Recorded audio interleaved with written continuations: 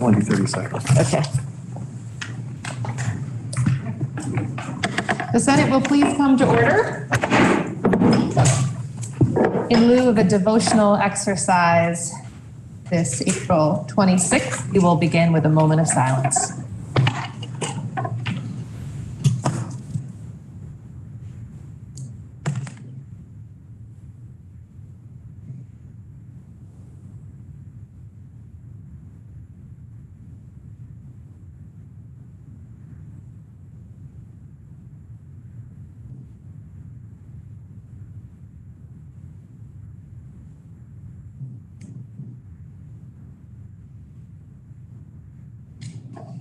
Thank you. I'll kindly ask senators to stand for the pledge of allegiance. I pledge allegiance to the flag of the United States of America and to the republic for which it stands, one nation, under God, indivisible, with liberty and justice for all. Are there any announcements? The senator from Windham is recognized. Thank you, Madam President. I hate to sound like an old school marm and actually show my age, but I would remind us once again that we are in session until the gavel comes down. And when the Madam President says the Senate is adjourned, it is not adjourned until the gavel comes down, and we should be in our seats. Thank you. Thank you. Are there any additional announcements this morning? We have a resolution to take up at this time, JRS 52, joint resolution relating to weekend adjournment. Please listen to the reading of the resolution. JRS 52, joint resolution relating to weekend adjournment. Resolved by the Senate and House of Representatives that when the two houses adjourn on Friday, April 29, 2022, it be to meet again no later than Tuesday, May 3, 2022. Now you've heard the reading of the resolution. The question is, shall the Senate adopt the resolution on its part? Are you ready for the question? All those in favor, please say aye. Aye. Those opposed, nay. The ayes have it, and you've adopted JRS 52. This does bring us to the orders of the day. We have on the calendar to begin today for third reading, H 411, an act relating to the retrieval and use of covered wild animals. Third reading was ordered on April 22nd. Are there any amendments before third reading? The senator from Franklin is recognized. I believe he has offered a floor amendment that is being circulated now. Senator, you may begin. All right. You'll see getting passed out, and this hasn't had a chance to be seen by the Senate Natural Resources Committee. Officially, we did send the language last evening and this morning to the chair, so I don't know if they had a look at it. But for instance, this is an amendment in this, and I'll give a brief overview because we may not understand. Ultimately, what this amendment does is it'll remove crows as a covered animal. Crows cause significant crop damage to farmers, cornfields and others, and quite honestly are often seen as a nuisance for those who are working our land. So remove them so they could be taken in the instance where they're damaging crops and other things. Clarify that damaged or destroyed animals are not required to be used. I think that gets to the senator from Caledonia's point.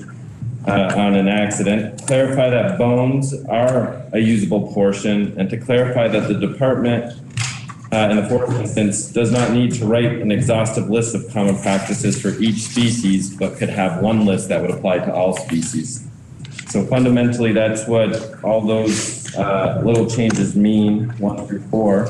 I think this bill is a bill with these changes that is important for Vermont. I think someone who grew up hunting but hasn't hunted in a number of years, make sure folks are using the animals well. And I applaud the work of the Senate Natural Resource Committee. I would just personally like to see it tighten up just a little bit and send it on its way. Thank you. The question is, shall the Senate amend the bill H 411 as recommended by the senator from Franklin? I do want to ensure before I recognize the senator from Addison, does everyone have a copy of the amendment? Not have a copy of the amendment. Great. The senator from Addison is recognized. Thank you, Madam President. This is the first I'm seeing this. The member, I realize the senator reached out. He came in this morning, but we were in the middle of voting a bill, so we were unable to stop to testimony on it. The changes are more extensive than I originally heard rumor of, for instance, just removing pros, which I think there's a very valid reason not to. But there are 3 other instances of amendments. So I would move that we postpone action on 411 for 1 day in order to hear from the proposers.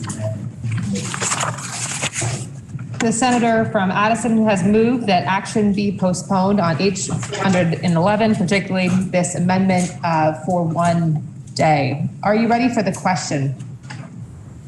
Senator from Caledonia is recognized. Madam President, may I interrogate the presenter of the bill? Of the bill or the amendment? Bill.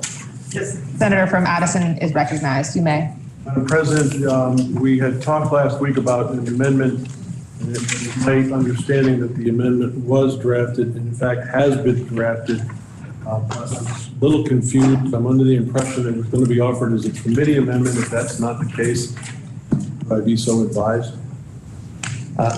It was drafted. I received it this morning. So amongst other activity, we didn't utilize the proposer. So I was offering it as chair of the committee to address the concern of Senator Caledonia. But now that we have an additional day, maybe we will have more members of the committee review the amendment. That's fine, and I thank the presenter, Madam President, with the only request that if for whatever reason I needed, if I could get the notice. Thank you, Madam President.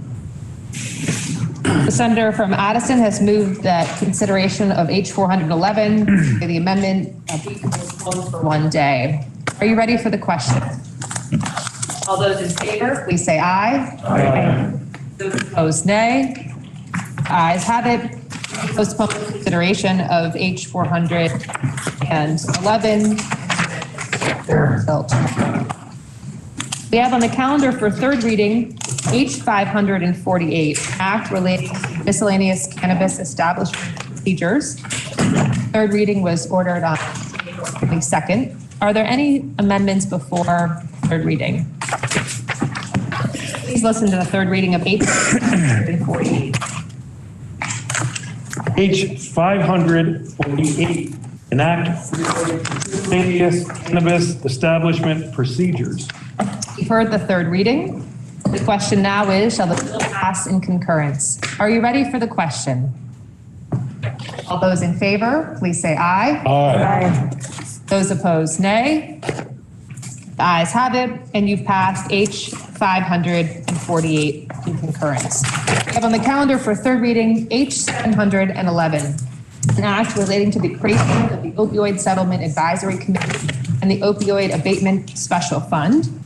3rd reading was ordered on April 22nd. Are there any amendments before 3rd reading? Please listen to the 3rd reading of H711. H711, an act relating to the creation of the Opioid Settlement Advisory Committee and the Opioid Abatement Special Fund. You've heard the 3rd reading. The question now is, shall the bill pass in concurrence? Are you ready for the question? All those in favor, please say aye. Aye. Those opposed, nay. Ayes have it, and you've passed H711 in concurrence. We have on the calendar for action H293.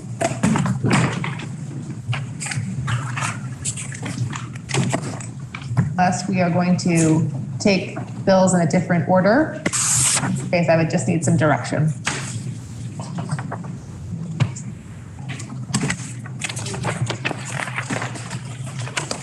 Senator from Wyndham is recognized. Thank you, Madam President. At this time, I move that we take 510. The senator from Wyndham has asked that we move to H510, relating to a Vermont child tax credit and the Vermont Social Security income exclusion, which was read for the first time on February 11th. It was referred to the Committee on Finance, which reports that the bill be amended as set forth, pages 3223 to 33 of today's calendar, and that when so amended, the bill ought to pass. The bill was then referred to the Committee on Appropriations, which reports that it has considered the bill and recommends, when so amended, as recommended by the Committee on Finance, the bill ought to pass. Please listen to the second reading of H 510. H 510, an act relating to the Vermont child tax credit and the Vermont Social Security income exclusion. Senator from Washington, Senator Cummings, is recognized for the report of the Committee on Finance. Thank you, Madam President, and taking the minutes. Pages, I was prepared to do 515 first. So we'll do this one first. This is probably the largest bill that Senate Finance, at least in importance, is putting out this year.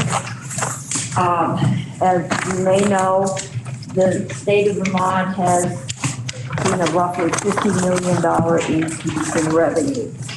Our economists feel that we can be comfortable that that will be sustained for at least two years, and that then our rate of growth is going back to the old crocodile or alligator jaw, where our expenses slightly exceed revenue.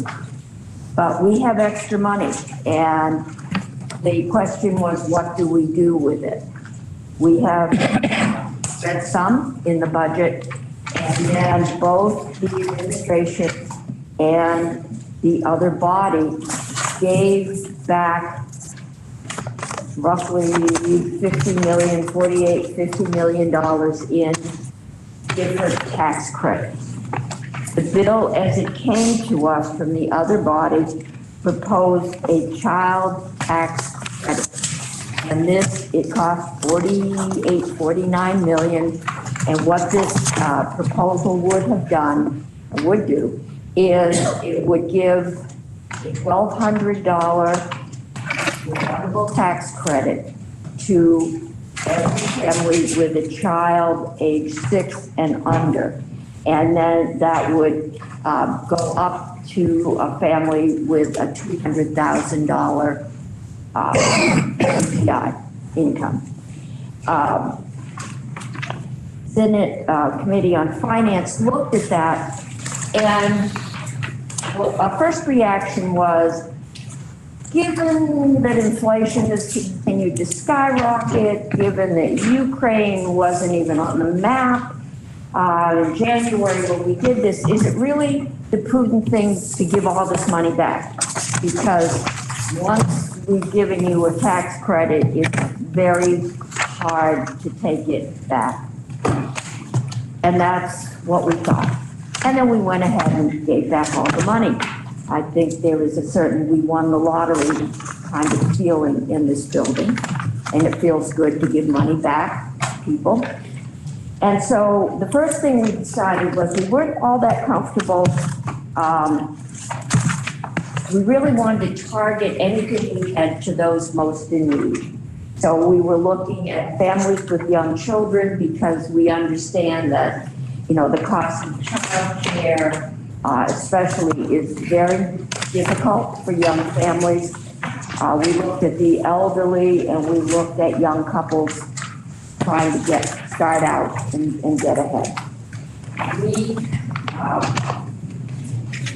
We were not comfortable with giving all the money in one bucket, especially with families up to $200,000. It was quickly pointed out to us by a representative of the administration that if you were making $200,000 a year, and you had two children under the age of 7, you were getting a $2,400 rebate. If you were a family making $50,000 and you had 3 children over the age of 6, you got nothing. And that didn't feel quite comfortable if we were trying to target.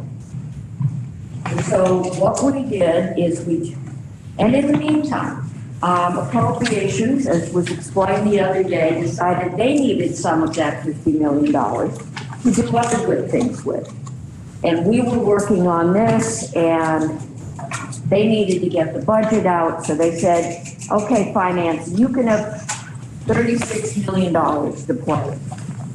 And if you stay within that $36 million box, then you get the budget out. So we started out with a reduced amount of money to spend by over $10 million. We decided we would spend that money on a child tax credit. We dropped the age to 5 because that's preschool. Once you're 6, you're in school, some of that expensive child care goes away. We gave a $1,000 base credit up to $55,000 in AGI. So we targeted it to the, lower middle class, working class people that are struggling the most. We phased it out at $125 per child for every $10,000 in additional family income. So if you made $65,000, you lost $125 off that grant, and it zeroes out at $135,000 income, which is up into comfortable middle class. The cost of that is $22.5 million. But we still wanted to do something for people with children who are older than 6. Kids grow fast, they need new clothes, they eat a lot at a certain age. There's expenses that go with children. And we started looking around for what we could do, and one of the suggestions was the federal child and dependent care credit. That's a flat credit. It's rather complicated, it's rather limited, but Vermont puts a 24%, whatever you get from the feds, we do 24% of it. And the decision was, well, how could we make that more meaningful? And we also like the idea of helping families who are caring for elderly parents, who are disabled, adult children. And what we came up with was, we made that the state, it's not a subsidy, but the state addition, what the state allows you, we make it 100% of the federal credit. So if you got a $3,000 credit from the feds, we would give you that same amount and make it refundable. So that would get some money into those pockets. We then went on to young people trying to get on their own. Right now there is an income limit from which you can deduct the interest on your student loans from your state tax credit and your federal tax credit. And there is an amount of that interest. We didn't feel that we really wanted to increase the income and get up above $200,000. Thought if you were making that kind of money, you could probably pay your student loans. But we did up the amount that could be deducted, and we raised that to $120,000 for $200,000 from married pilots. Let's see. After that, we got very creative. We added the manufactured home tax credit. It increases it by $250,000. That's been through this body on H159, the Economic Development Bill. It is still sitting in my committee on H37. Everybody likes it. It doesn't cost a whole lot of money. And if we're doing tax credits, we thought we should get them all in the same place. So that got added. Okay.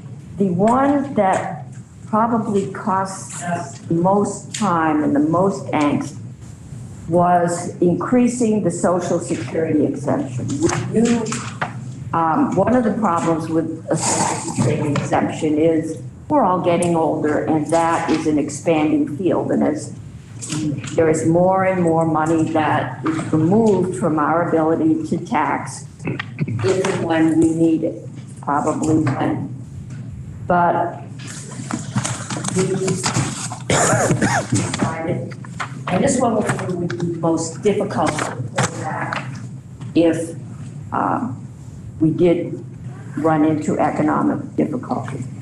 But we finally did go on and expand that credit by $5,000. So it goes up to $70,000 for a couple, and that we exempt your Social Security if your AGI is under that. And then, as you remember, in S53, this body voted to do the equivalent exemption for military retirement pay and for civil service retirement pay. These things that hadn't in the past or until recent past hadn't paid Social Security. And we did that so everything was equal. So what we've done in this bill is we added those here. So now all our retirement exemptions are in one place, and we increased the amount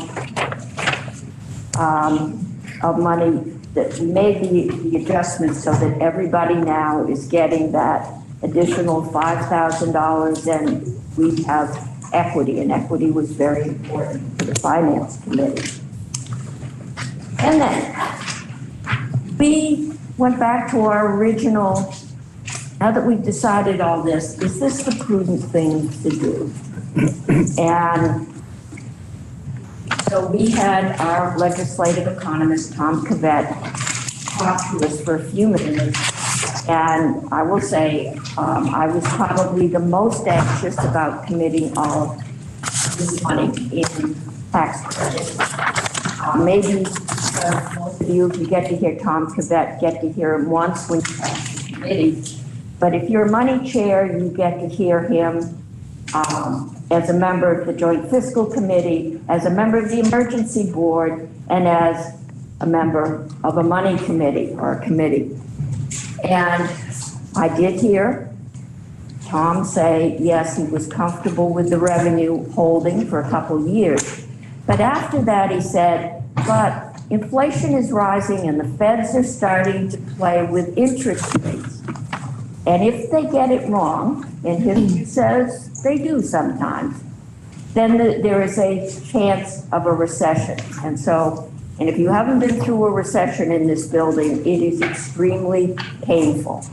You're generally left with either raise taxes or cut programs that are really good programs. And it's not something that you choose to go through. So we listened to Tom and we asked, so what are the chances of a recession? Because, you know, inflation's rising, what's going on? And he said, well, if you're looking at the next 2 years, I'd say 50-50. If you push it out to the third year, it's probably up to about 60%. So better than even odds, we're going to have a recession. So Finance went back and we decided that we would follow the federal example during the COVID crisis. They gave all kinds of grants and credits, but they did it on a very limited time frame. And so we went back and we put a 3-year sunset on the child tax credit, child independent care, student loans, manufactured homes is not in there, and the Social Security exemption, we knew we could not take that, so that one isn't on it. But we did put a 3-year sunset on all of those major things. If the economy is still strong, we can continue them But if the economy does do some things that it could, we will have the option, and people are forewarned that this is not kind of ongoing money it might be. The vote, we heard from the Representative Ansel from Ways and Means. We heard from Stephanie Barrett from the Joint Fiscal Office, Kathy Bennett from the Joint Fiscal Office, Commissioner Bolio from the Department of Taxes, Sean Brown from the Department of Family and Children. I forgot one thing. I apologize. Sean Brown brought that up. There was also a proposal from the administration that we do a tax credit for nurses and for childcare workers. And when we looked at the workforce bill, there is a whole bunch of programs to encourage nurses to stay or to move or to become nurses in this state. And so we got focused on the child tax credit. And again, we were not comfortable with picking out one occupation and saying, we're going to give you a tax credit. Again, because it's very difficult to walk that back. And we also need teachers and EMTs and other things, and we're picking and choosing. So, and we also wanted to do something for the very poor, the folks that don't owe any taxes, that they're just very poor. And so we had, at this point, $4.2 million we hadn't spent. So we gave, I don't remember the exact numbers, 600 and I think it was 95,000, which brought down $595,000 of federal match for the people that are on SSI. That's aged, blind, and disabled in this state. These are the folks that are getting $58 a month to survive. Doing this will have minimal impact on their food stamps. It will help them. This is also where you probably see those people that are wounded warriors on TV. They are living on SSI plus whatever the federal government gives them in a disability grant. And this is, you're poor, you're disabled. So we did that, and then we took the remainder of the money, I think was about 2.5 million, and we put that into the present program that is being used to give to child care workers through their child care centers. So we appropriated those two forms of money, and those are one-time appropriations. I think we realized that AAB will be ongoing. And I believe that is it. The vote was 7-0-0, and we asked this body to continue. The senator from Caledonia, Senator Kitchell, is recognized for the report at the Committee on Appropriations. Thank you, Madam President. As Representative of Finance indicated, this bill has both revenue implications as well as an appropriations. There are two appropriations that are referenced, and one is to increase the state supplement to the federal SSI benefit. These are individuals whose incomes are so low, and they're either elderly or individual with a disability. Their incomes are so low they don't have a tax liability at all. So that state supplement to the federal, this is not Social Security, this is supplemental security income. The state, at the time that program, the old aged, blind, and disabled program, I have to confess I was there when this happened many years ago. That benefit was federalized. The state of Vermont added a state-funded supplement to that federal benefit, and it's in the budget under AABD. It's paid directly by the federal agency, but incorporated into their monthly benefit. The state supplement had not been increased since 2003. To give you some ideas, most people don't even know this program exists, except for the field. And so it seemed like if we really wanted to focus some financial aid to our poorest, most vulnerable seniors and people with disabilities, that there was time to do that. So this is an appropriation. It's something that can be accommodated because the finance committee is not taking the level of revenues off the table that are available to support existing programs. And this is obviously an existing program. The other area has to do with a one-time retention grant, $3.5 million to go to child care workers. We actually did some funding for this purpose in the budget adjustment, and this simply continues to make an additional payment to stabilize that workforce. I would like to just take this opportunity to go back because the presenter of the bill talked about the revenue construct in which they were working. And as I mentioned in presenting the budget, we did have more revenues to work with than what the other body did. And the reason we asked to please keep more revenues available was so that we could, and I just want to refresh people's minds, we increased the percentage of increase to our designated agencies to serve people, provide mental health services to our population of intellectually and developmentally disabled from 7 to 8%. We dealt with the fact that our crime victims positions, there was a structural deficit that needs to be addressed if we wanted to continue to provide and support those positions. That was $2.5 million. We also put money into our parent-child centers because we wanted to see if we could support families more effectively and see if we could bend the trend of children coming into the custody of the state of Vermont. We also had to deal with a $2 million price tag for a wage negotiation with our personal care providers that provide care to our seniors and people with disabilities so that they could stay in their homes. We also had to deal with court security that was underfunded so that we can get our courts up and operating at full steam. And we also dealt with the fact that we're starting the cannabis program and the revenues are not in sufficiently, and we did not want to build a structural deficit. So I just wanted to remind you, you'd say, why did you not do more? Or the presenter talked about having less money.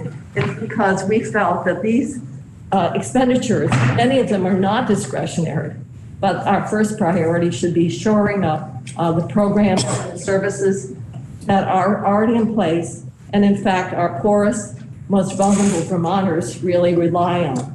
So I just wanted to put the budget in context with the bill that you have before. The vote in Senate Appropriations, I'm having trouble breathing here, was 601 in support of the bill. And we hope you will support this allocation and preserve the revenues that are necessary to support the budget. Thank you.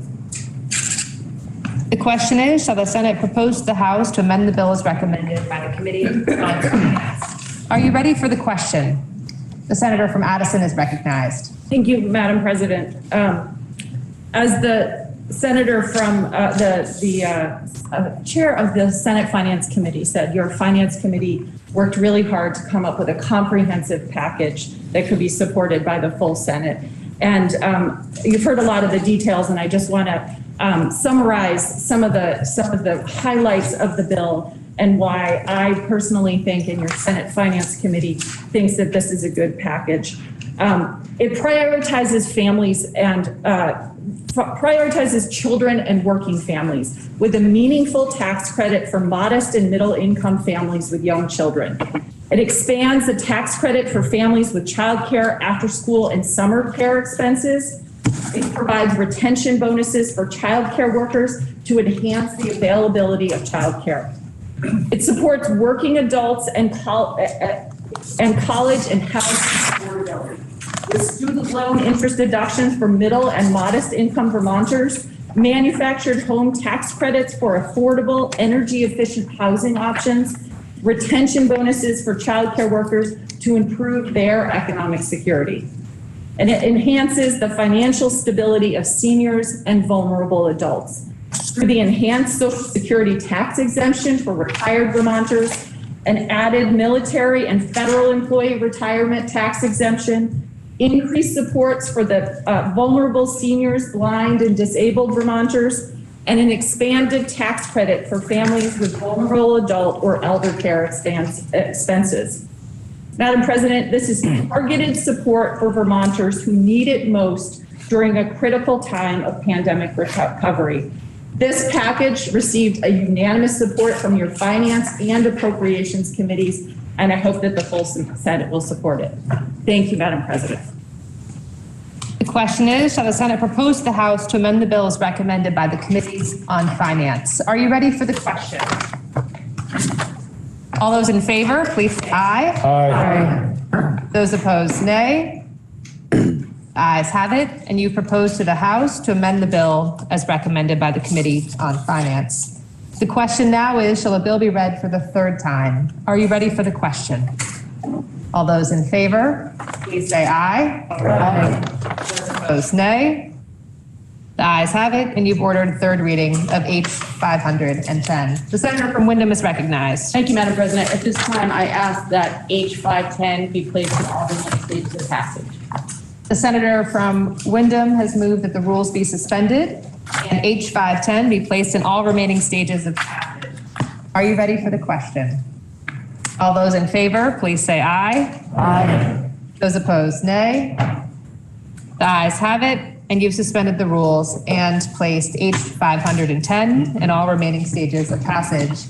We now have for third reading H 510, an act relating to a Vermont child tax credit and the Vermont Social Security income exclusion. Third reading was just ordered. Are there any amendments before third reading? Please listen to the third reading of H 510. H 510, act relating to a Vermont child tax credit, the Vermont Social Security income exclusion. Question now is, shall the bill pass? Are you ready for the question? The senator from Washington has requested a roll call vote.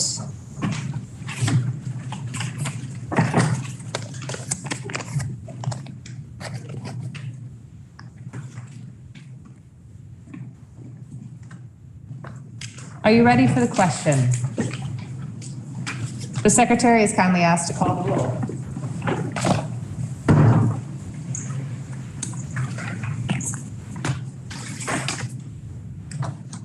Senator Ballant. Yes. Senator Baruch. Yes. Senator Benning. Yes. Senator Bray. Yes. Senator Brock. Yes. Senator Campion. Yes. Senator Chittenden. Yes. Senator Clarkson. Yes. Senator Collmore. Yes. Senator Cummings. Yes. Senator Hardy. Yes. Senator Hooker. Yes. Senator Ingalls. Yes. Senator Kitchell. Yes. Senator Lyons. Yes. Senator McDonald. Yes.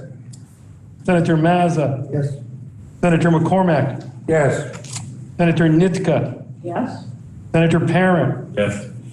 Senator Pearson. Yes. Senator Perschlick. Yes. Senator Polina. Yes. Senator Ram Hinsdale. Yes.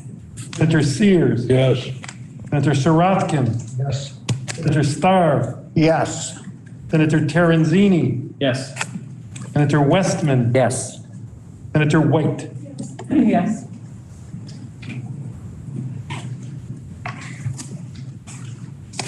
Please listen to the results of your vote. The yeas 30, the nays 0, and you've passed H 510. The senator from Wyndham is recognized. Madam President, I ask that the rules be suspended and we message our actions on H 510 to the House forthwith. The senator from Wyndham has moved that the rules be suspended and H 510 be messaged to the House forthwith. Are you ready for the question? All those in favor, please say aye. Aye. Those opposed, nay. The ayes have it, and you've messaged H 510 to the House forthwith. I'm happy to return to the calendar to begin where we left off, unless there's any requests otherwise. We will return, therefore, H 293, act relating to creating the state youth council, which was read for the first time on March 29th. It was referred to the Committee on Government Operations, which reports it has considered the bill, recommends that it ought to pass. It was then referred to the Committee on Appropriations, which reports it has considered the bill and recommends the bill ought to pass. Please listen to the second reading of H 293. H 293, an act relating to creating the State Youth Council. The Senator from Washington, Senator Polina, is recognized for the report of the Committee on Government Operations. Thank you. Excuse me. Thank you, Madam President. I just want to first say that we did not make any changes to this bill, so there are no amendments to be offered to the bill. I also want to begin by saying that I think a lot of us recognize that we're living in pretty troubling times. Slaughter in Ukraine, attacks on democracy in the U.S., degradation of our climate and our environment, mass shootings become a regular thing, people of color are killed in full view, being a traffic stop, or so many folks unable to buy a home or afford to go to college or see a doctor. The continuing opioid crisis is totally disturbing. One thing that gives me hope, though, inspires me, is when young people raise their voices out of concern about today, and also their worries about tomorrow. The climate change, racial equality, social economic justice, there's much we can learn from these voices if we actually take the time instead of a mechanism to make sure that we listen. That's one of the reasons why I'm pleased to be presenting the bill to the Senate to establish a Vermont Youth Council composed of young people who will have an official means of providing the state with advice on policies that affect young people in Vermont, and to be able to be part of the debate about those current policies. Whether it's education, the environment, climate change, prevention programs, we should be including the voices of those who are most directly impacted. The Youth Council is initiated and housed within the Department of Health, which will also provide its funding. It will be made up of 28 Vermont youths between the ages of 11 and 18. The Interagency Youth Services Advisory Council will appoint the initial members from a pool of applicants with health and youth organizations around the state. Focus on diversity and inclusion, gender equity, identity, race, disability, and other characteristics. There'll be at least one person from each county assigned to the committee. They'll be there for 3-year staggered terms. They'll have a couple of standing committees, the Youth Voice Committee, Education Committee, Equity and Social Justice Anti-Racism Committee, Climate Change Committee, Mental Health Committee, and others. They'll meet once a month and hold up to 4 public hearings a year to hear testimony from young people. They could use surveys and polls to also get on these issues.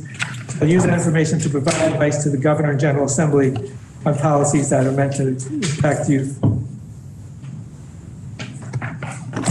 They shall meet annually with the governor to provide advice and recommendations. That should be interesting. I would think that the governor would look forward to doing it. They'll also report to the House and Senate Government Operations Committees, other committees that is appropriate. The report recommendations will cover a number of areas, but with the ones that they focus on intentionally are ways to keep young people in Vermont, our economy, preservation of Vermont's traditions and future of our rural character, activities and professions, and as well as other issues. We'll have administrative, technical, and legal support from the Vermont Department of Health. We'll also go through training related to public policy development, government operations, meeting etiquette, things of that sort. The cost of the per diems will be from monies authorized from the Department of Health, federal dollars that would be used to allow this work to go on. It'll also call for the program to sunset in 2026. But that's really an effort to make sure that they reevaluate where they're going from this way to move forward.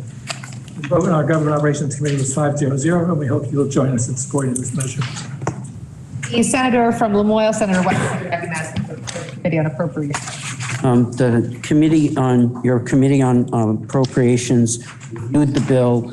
There, as was mentioned, compensation and reimbursement for council members and that's in section 2. In section 3, there is monies for training. It all goes through the health department, and the monies to do this will be from the federal maternal health grant. And we found very little, this will have very little impact on the state, and the Appropriations Committee voted in favor 6-0-1. The question is, shall the bill be read the third time? Are you ready for the question? The senator from Chittenden is recognized. Madam President, I wonder if I might inquire of the presenter. You may. Thank you, Madam President.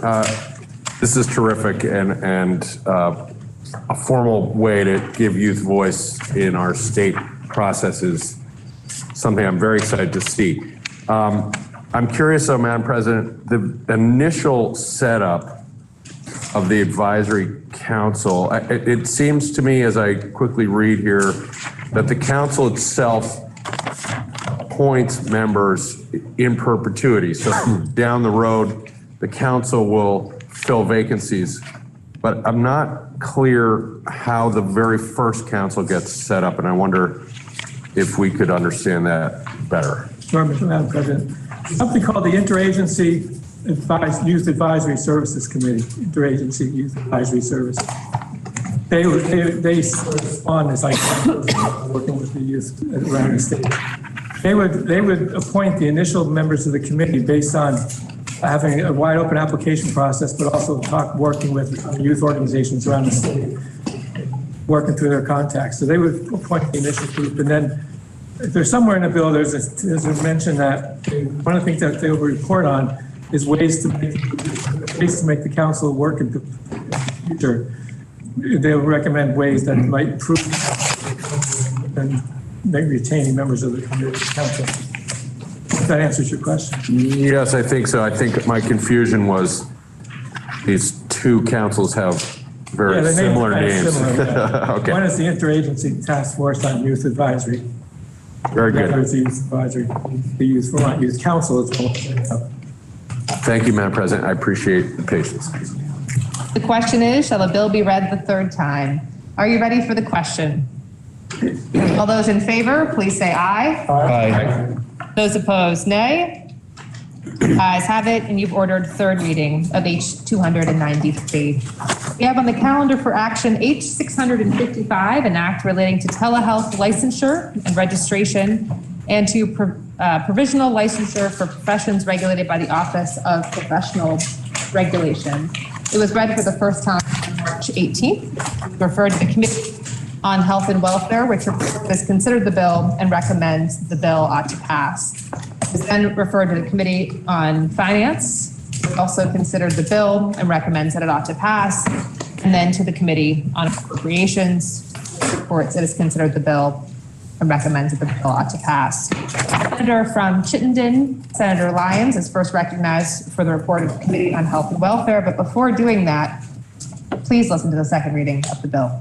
H 655, an act relating to telehealth licensure and registration and to provisional licensure for professions regulated by the Office of Professional Regulation. The senator from Chittenden, Senator Lyons, is now recognized for the report of the Committee on Health and Welfare. Thank you, Madam President. This bill has a bit of a history in this chamber.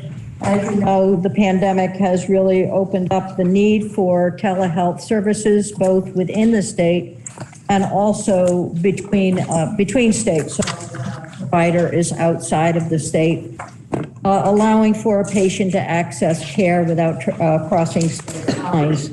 And this bill brings to us a more permanent telehealth program for our providers and patients in the state. So I will go through the bill very briefly.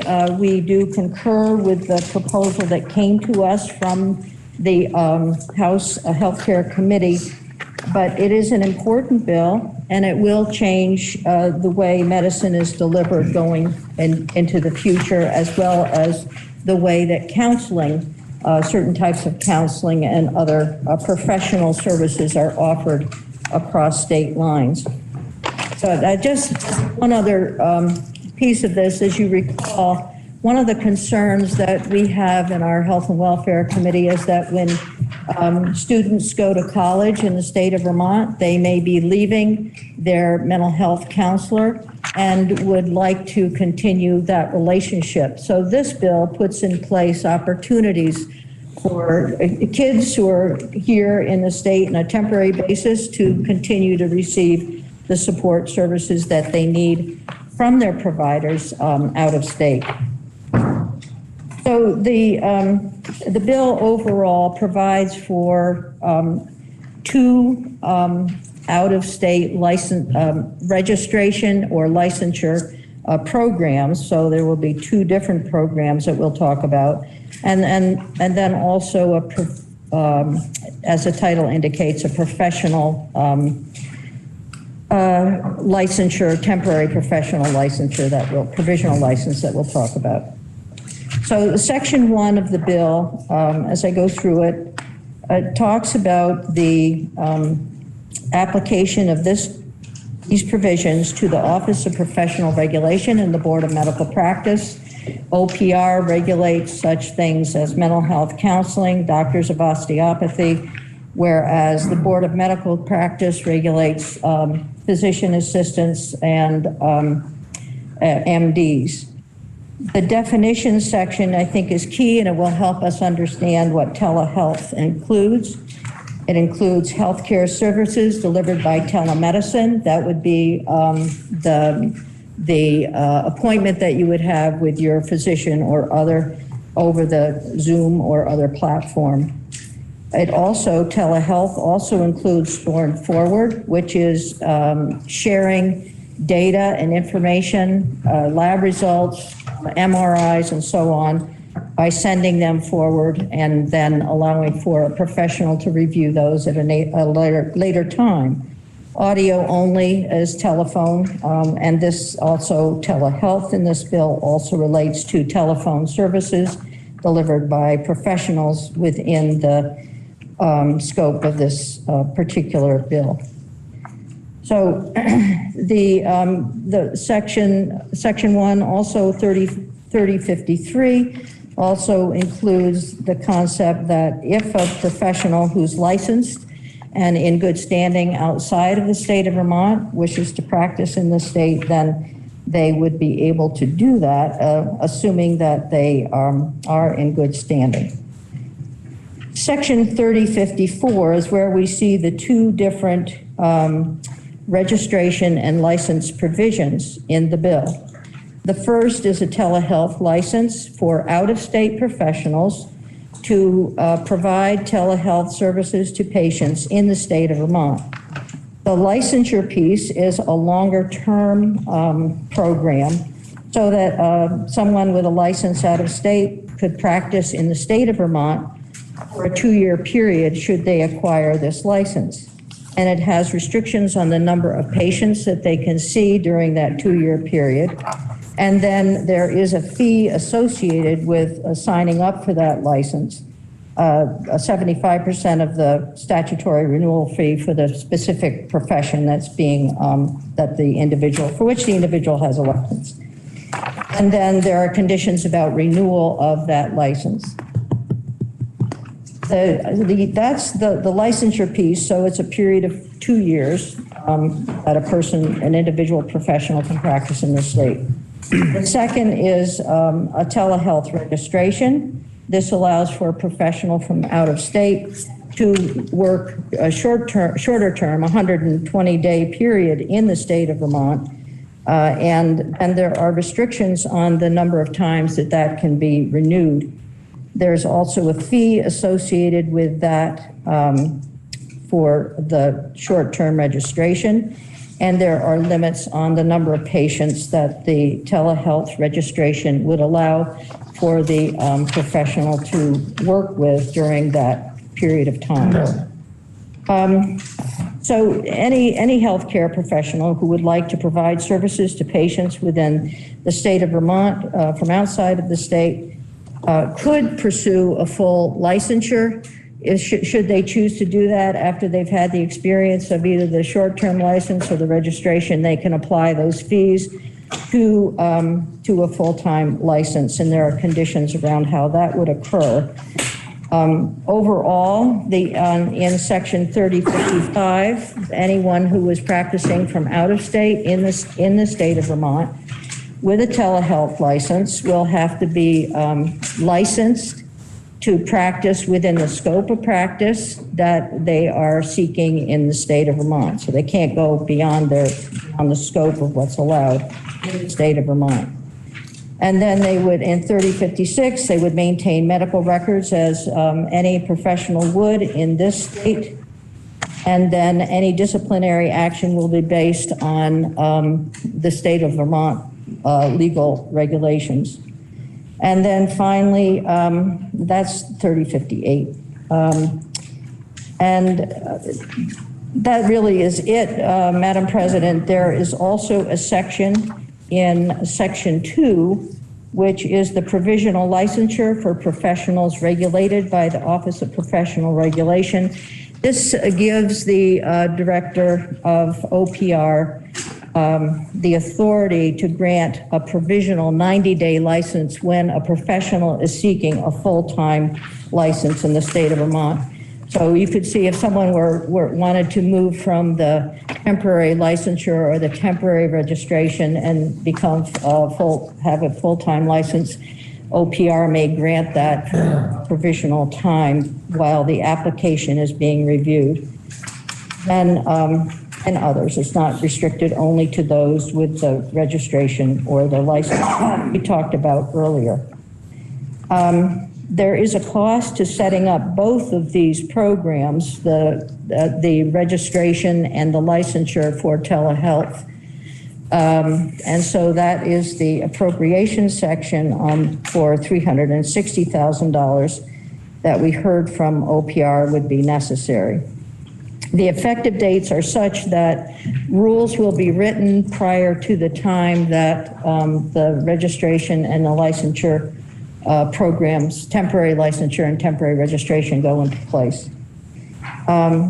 We heard from a number of folks, including the reporter of the bill, from the Representative Houghton. We heard from Nolan Langwheel of JFO, Lauren Hibbert, Director of OPR, Rebecca Copans of Blue Cross and Blue Shield, Jen Carby, our alleged counsel, Jessa Barnard, Vermont Medical Society, and indirectly through our email process from the Board of Medical Practice.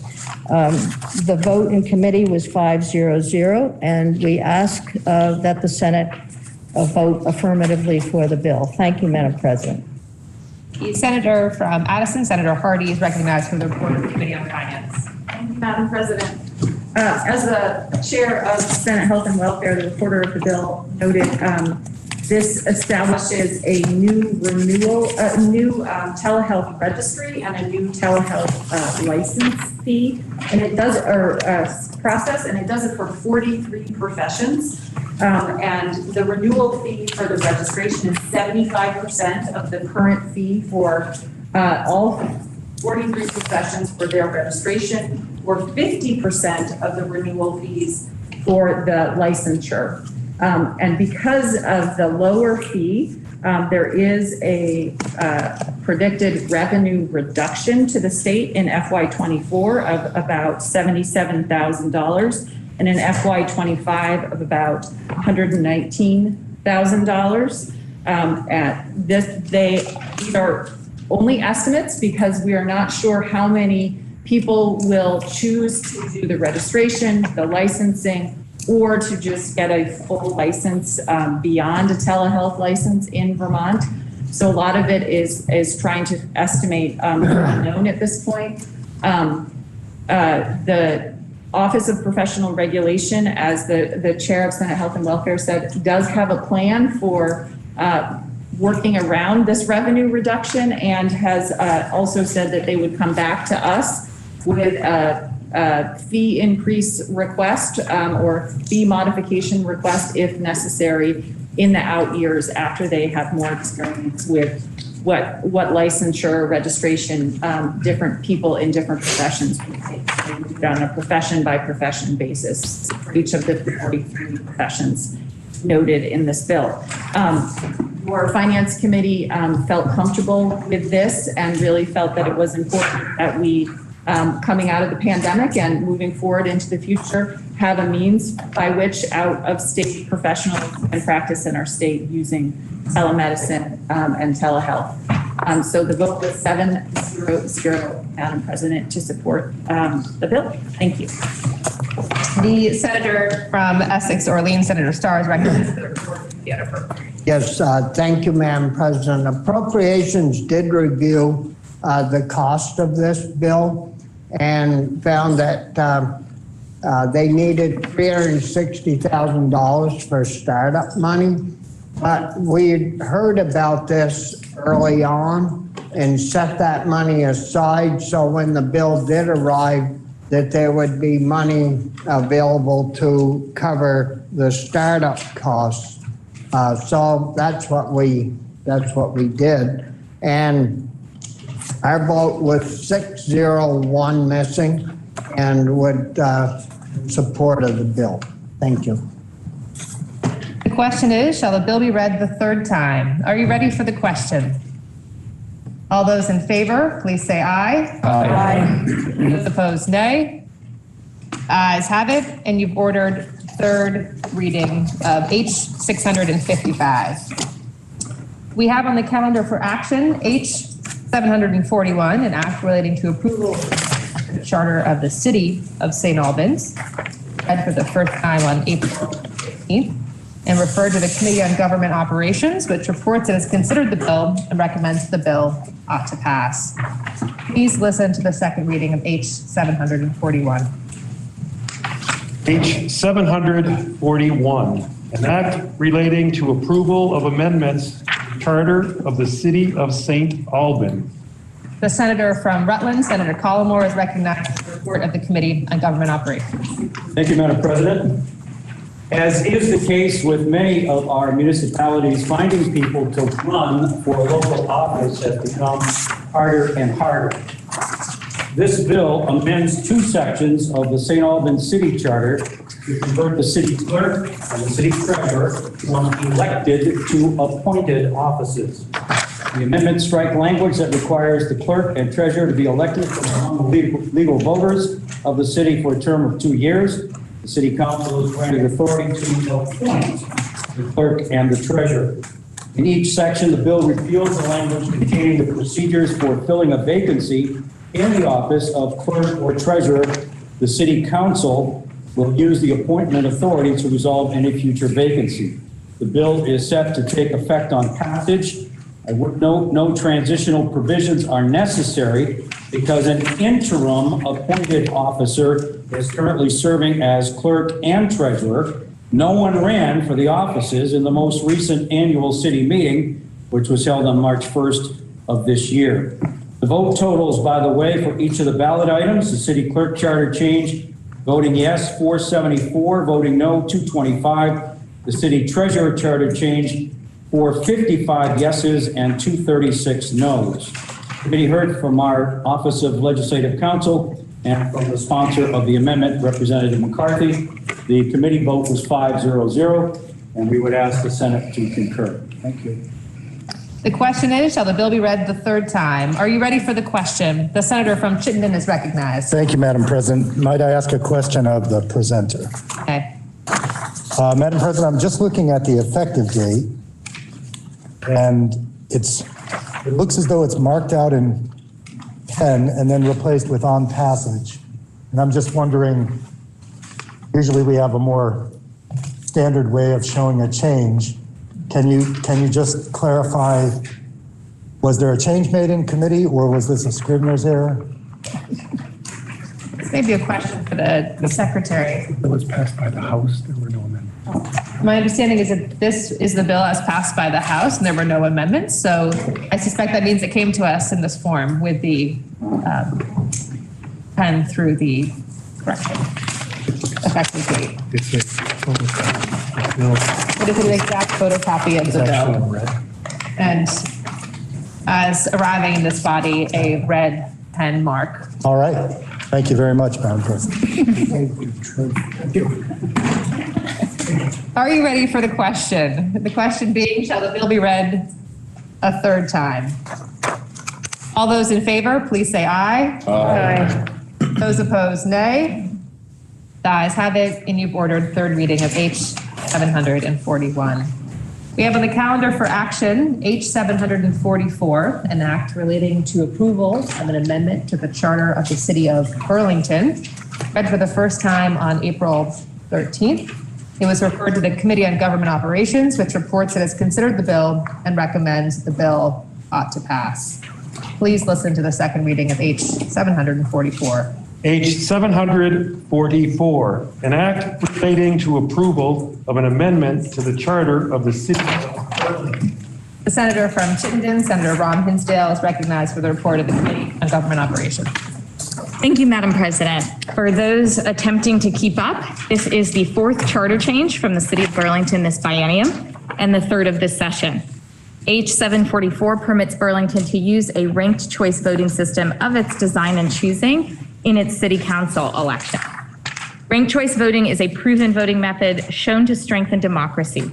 A growing number of cities, counties, and states across the country have adopted this voting method.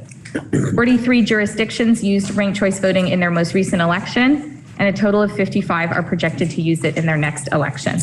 This includes 2 states, 1 county, and many cities. Ranked choice is being used at all levels of government, whether it's elections for presidency and federal office in Maine and Alaska, or city councilors and mayor in New York City. Nearly 10 million American voters in red and blue states, rural and urban jurisdictions are using ranked choice voting. In 2021, the citizens of Burlington overwhelmingly voted to engage ranked choice voting methodology. When this charter change was put to the voters, over 64% voted yes, with nearly 4,000 more yes votes than no votes. There is precedent for Burlington using this voting method, and it is well positioned to adopt this system for city council races after it was used in the mayoral races of 2006 and 2009. Though to be clear, the mayoral races and school commissioner races are not included in this charter change. Ranked choice voting invites greater participation from more diverse candidates because candidates are not discouraged from running at the risk of being a spoiler. Recent studies have found that ranked choice voting increases the percentage of BIPOC and female candidates seeking office, and that the victors of these elections tend to better reflect their constituency. This means underrepresented populations are winning more offices. For instance, of America's 23 mayors elected via ranked choice voting, 65% of them are women and people of color. I will now walk through this brief charter change. Section 1 simply is the approval language of this amendment from a approval by the voters on March 2nd, 2021. And I will note that this is the last of the 4 charter changes from Burlington from 2021. We may be considering one that we received from 2022. In Chapter 3, Chapter 3 is the charter of the city of Burlington, and in Section 5, subsection A, this strikes city councilors from the election process that's currently going forward would be used for mayors and school commissioners, and that is a 40% plurality threshold and a runoff election to follow. There is a new subsection B that city council elections shall be by a ballot using a system of ranked choice voting without a separate runoff election, and that the chief administrative officer of the city of Burlington shall implement this ranked choice voting protocol according to the following parameters, though leaving room for the city of Burlington to decide their ultimate methodology. The ballot shall give voters the option of ranking candidates in order of preference. If a candidate does receive a majority, over 50% of first preferences, that candidate is elected. If no candidate receives a majority of first preferences, an instant runoff tabulation shall be performed by the presiding election officer, and the city council may further adopt ordinances consistent with this subsection to implement these standards. This charter change would take effect upon passage. Madam President, your committee received testimony from Tucker Anderson, our legislative counsel, who we clearly trust eminently. We also did receive informal communication from Burlington city officials, Burlington residents, as well as members of the House, with a charter change before you that has no amendment from the Senate. This bill continues the grand tradition of allowing municipalities to be experiment stations of democracy. The Vermont legislature has a rich legacy of upholding local control in the form of charter changes. A town's ability to exercise democratic autonomy is an important function of a healthy democracy. We passed this charter change on a vote of 4-1 and urge the body to continue this tradition by advancing Burlington's proposed ranked choice voting charter change. Thank you. The question is, shall the bill be read the third time? Are you ready for the question? All those in favor, please say aye. Aye. Those opposed, nay. No. The ayes appear to have it. The ayes do have it, and you've ordered third reading of H 744.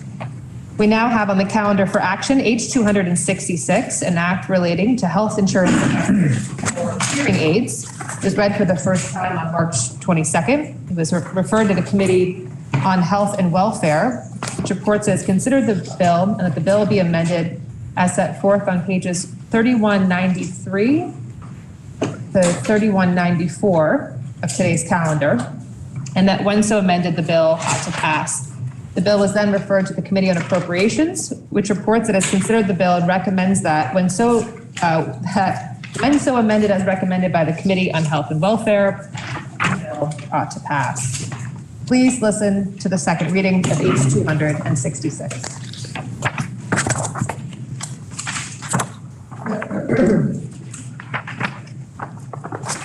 An act relating, H 266, an act relating to health insurance coverage for hearing aids. The senator from Chittenden, Senator Lyons, is recognized for the report of the Committee on Health and Welfare. Thank you, Madam President. This bill has been in a long time in coming to us. I know that members of the Senate have introduced hearing aid bills over the past couple of sessions.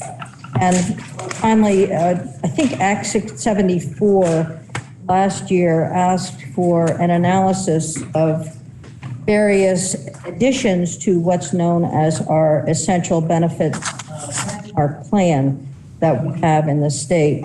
And hearing aids was one of those things that was evaluated for us by the Department of Financial Regulation. Whenever we start talking about influencing insurance coverage, it can get quite complicated, but I won't go into the complicated area, only to say that this bill does three things. It ensures a continued hearing aid coverage in Medicaid. Medicaid already has hearing aid coverage for those who are in that program. Secondly, it affirms ongoing efforts to add hearing aids to our benchmark plan, our qualified health plan program that applies to individual and small group commercial health insurance markets. So small group and individual markets would be provided with insurance coverage for hearing aids as a result of this legislation. And then the third thing that the bill does is it requires large group commercial health insurance plans to cover hearing aids. So that's the purpose, Madam President. And just to review, Vermont Medicaid currently covers hearing aids. Most commercial plans do not cover hearing aids. Medicare does not cover hearing aids, nor can the state ask Medicare. Well, the state, we can ask them to cover it, but we cannot command them to cover. And Medicare in this state represents about 140,000 Vermonters. Medicaid represents about 172,000 Vermonters. And commercial plans represent about 300,000 Vermonters.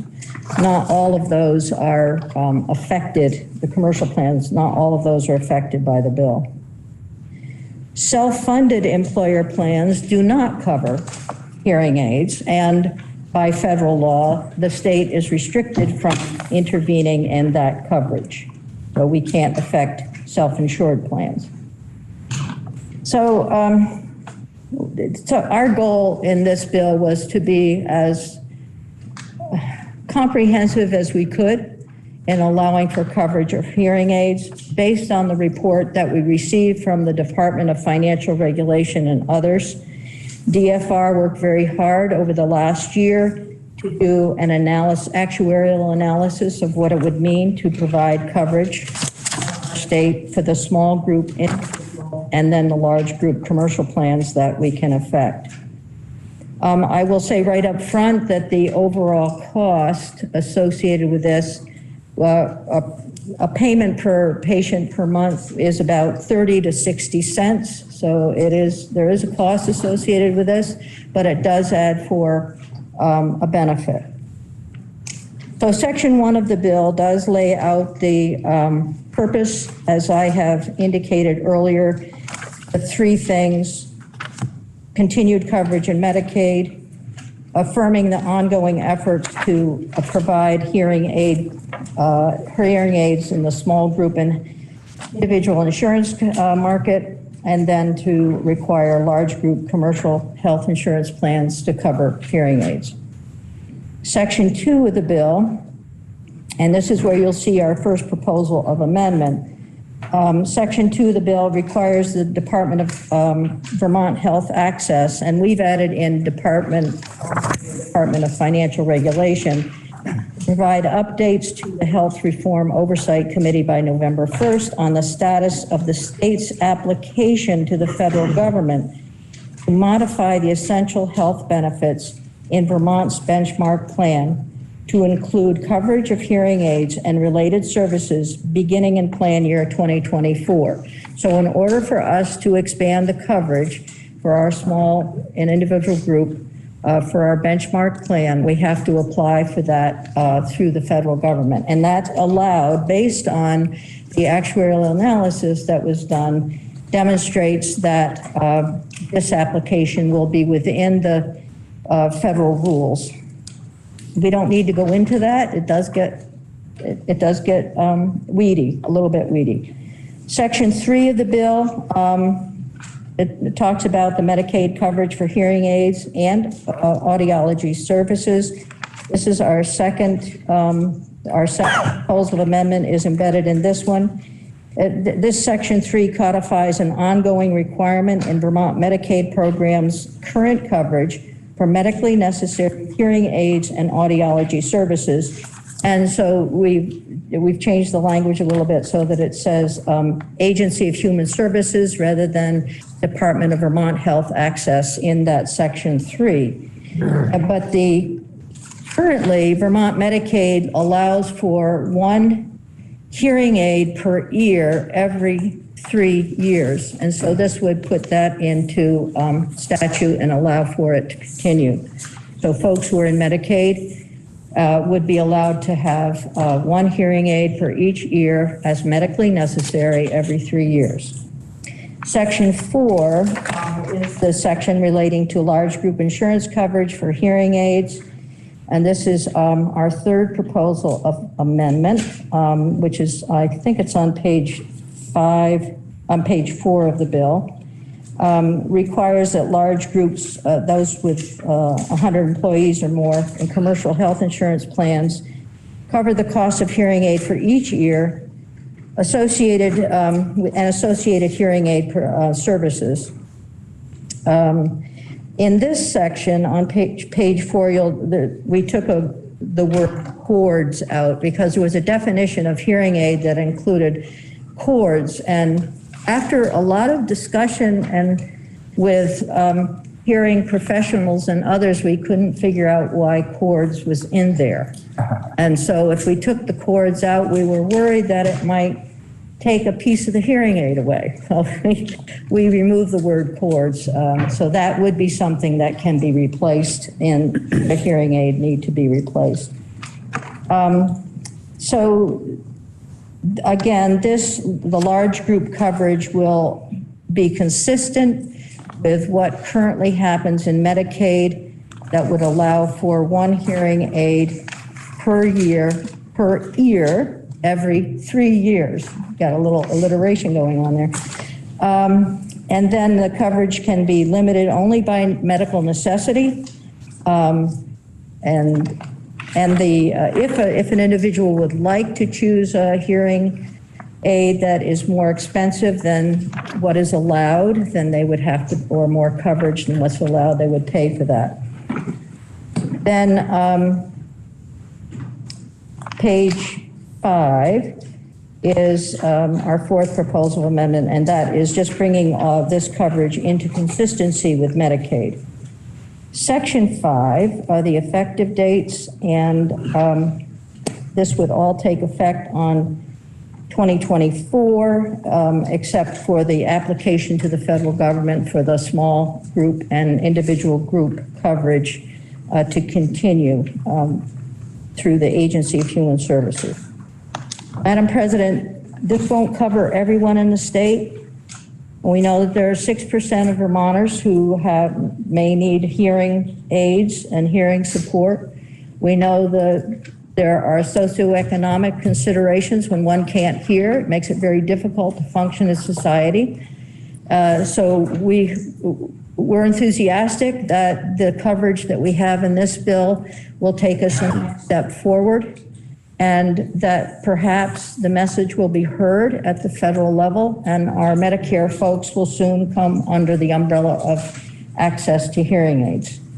We heard from Sebastian Arduengo of the Department of Financial Regulation, Ruby Baker, Executive Director of Community of Vermont Elders, Emily Brown of DFR, Jennifer Carby, Legislative Counsel, Rebecca Chalmers, Steering Committee Member of the Hearing Loss Association of America, Vermont Chapter, Representative Goldman, reporter from the House, Nissa James, representing DEVA, Department of Vermont Health Access, Julie Porter, audiologist from UVM Medical Center, and Addie Strumolo, Deputy Commissioner of the Department of Vermont Health Access.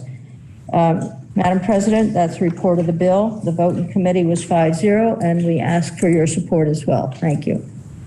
The senator from Lowell, Senator Westman, is recognized for the report of the bill. Madam President, the Appropriations reviewed the bill with the reporter of the bill. We found no direct appropriations, and as we've heard from the reporter, Medicaid already covers hearing aids. This will have an effect on commercial in some commercial insurers, and we found no direct financial impact in this bill. We voted 6-0-1 in support. The question is, shall the Senate propose the House to amend the bill as recommended by the Committee on Health and Welfare? Are you ready for the question? The senator from Chittenden is recognized. Madam President, may I inquire of the reporter of the bill? You may. Madam President, my understanding is that Medicaid has had a long history of providing hearing aids, but there have been along the way some concerns that the choice of product that's available to a Medicaid patient is limited and is a very, let's say, not the highest quality of hearing aids. Are you suggesting in this bill that commercial insurance just has to follow the standard of product that the Medicaid program does for commercial insurance and for our essential benefit program? There's no cap on amount in here, but it's typically about $1,500 or between $1,500 and $2,500 for a hearing aid. The definition of what's allowable for replacement is in the bill. We haven't said anything about which hearing aid could be selected within the coverage. It's only what's medically necessary each year, every 3 years. So if one's hearing declines within that 3-year period, there's also the potential for upgrading the hearing aid or changing it. So there's nothing in here that restricts what is included as a hearing aid device. So if an individual had a unique need for a hearing aid that required a special type of hearing, if it was medically necessary, it would be covered under the commercial plan? As long as the commercial plan covers it, yes. They have to cover what's medically necessary every 3 years for each year. And one final question, is there any co-payments or cost sharing that's allowed in this bill by the commercial plans such that the out-of-pocket expenses could increase for a purchaser of a hearing aid? There's nothing in the bill that talks about out-of-pocket. There's nothing that restricts it. There's nothing that allows for it. So would it be theoretically possible under this bill that a health insurer could put a 50% copay on the purchase of a hearing aid? No. No. Nothing in this bill, or it would be prohibited? Nothing in the bill. Thank you, Madam President. The question is, shall the Senate propose to the House to amend the bill as recommended by the Committee on Health and Welfare? Are you ready for the question? All those in favor, please say aye. Aye. Those opposed, nay. The ayes have it, and you propose to the House to amend the bill as recommended by the Committee on Health and Welfare. The question now is, shall the bill be read for the third time? Are you ready for the question? The senator from Windham is recognized. Thank you, Madam President. Just want to acknowledge that there are several senators in here who have been working on this issue for a very long time. And I just want to really thank the Committee of Health and Welfare for doing their due diligence on this. What I want people to understand is that this is such an important step forward, not just for those Vermonters who are struggling to afford hearing aids. This is a health prevention measure. And we've realized in the last 10 years and 5 years in earnest, just how much depression and loneliness and dementia can be exacerbated by hearing loss. So just wanted to make that explicit, that this is important direct service for Vermonters, but it's also a prevention technique that will improve the lives of many Vermonters and also save us money in the long run. So thank you, Madam President. The question is, shall the bill be read for the third time? The senator from Chittenden is recognized. Madam President, I just want to recognize that the President Pro Tem has been one of those people who has been dogged on this issue. The question is, shall the bill be read for the third time? Are you ready for the question? The senator from Windsor is recognized. While we're talking of the history of this bill, I first remember voting on this very issue in the House with Bob Kiss proposing. Are you ready for the question? All those in favor, please say aye. Aye. Those opposed, nay. The ayes have it, and you've ordered third reading of H 266.